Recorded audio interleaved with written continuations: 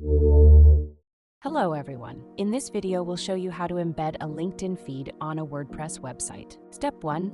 Create your widget. Start by opening the Mirror app website. Sign up or log in if you already have an account. Then click Create New Widget. Choose LinkedIn feed from the widget options. Step 2. Customize the design.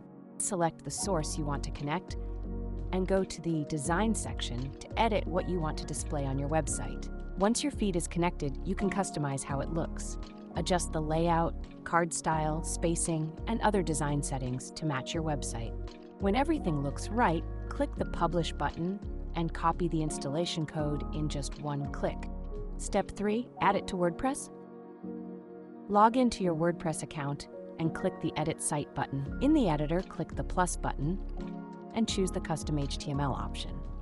Paste the installation code from Mirror app into the custom HTML block, place it where you want the widget to appear on the page, and save your changes.